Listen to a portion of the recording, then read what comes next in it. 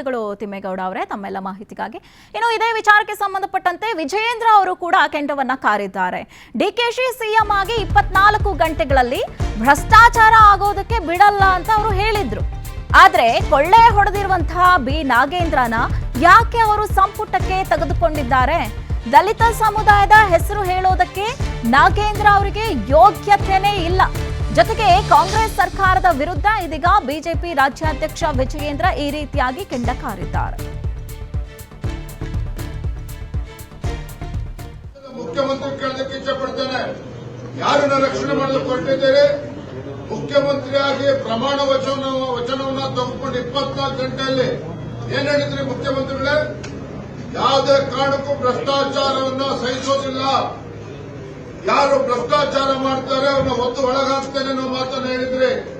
ಯಾರನ್ನ ರಕ್ಷಣೆ ಮಾಡಲು ಕೊಟ್ಟಿದ್ದೇವೆ? ಯಾರು ಇವತ್ತು ಪರಿಷ್ಠ ಪಂಗಡಗಳ ಅಭಿವೃದ್ಧಿಗೆ ಮೀಸಲಿಟ್ಟಿರ್ತಕ್ಕಂಥ ಹಣವನ್ನ ಕೊಳ್ಳೆ ಹೊಡೆದಿರುವಂತಹ ಒಬ್ಬ ಭ್ರಷ್ಟನನ್ನ ಮತ್ತೆ ಕ್ಯಾಬಿನೆಟ್ಗೆ ತೆಗೆದುಕೊಂಡಿದ್ದೀರಿ ನಾಗೇಂದ್ರನನ್ನ. ಯಾಕೆ ಡಿ.ಕೆ. ಶಿವಕುಮಾರ್ ಅವರೇ, ಯಾಕೆ ಇವತ್ತು ನಾಗೇಂದ್ರ ಅವರು ಕಂಡ್ರೆ ಅಷ್ಟು ಭಯ?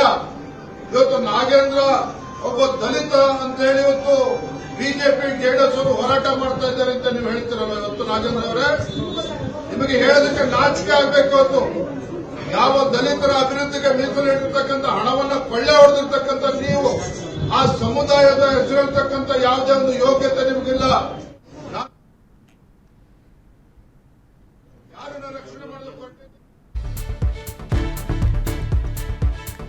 ದಲಿತರ ಹಣವನ್ನ 600 ಅಕೌಂಟ್ಗೆ ವರ್ಗಾವಣೆಯನ್ನ ಕೂಡ ಮಾಡಿದ್ದಾರೆ ಅಂತ ಆರ್ ಅಶೋಕ್ ಕೂಡ ಬಿ ನಾಗೇಂದ್ರ ವಿರುದ್ಧವಾಗಿ ಕಿಡಿಕಾರಿದ್ದಾರೆ. ಇವರ ಕುಟುಂಬ ರಿಲೇಷನ್ಸ್ಗಳಿಗೆ ನೇರವಾಗಿ ಹಣ ಜಮೆ ಆಗಿದೆ. ಈ ಬಗ್ಗೆ ಸಿದ್ದರಾಮಯ್ಯ, ಡಿ.ಕೆ. ಶಿವಕುಮಾರ್ ಅವರಿಗೂ ಕೂಡ ವಿಷಯಗಳು ಗೊತ್ತು.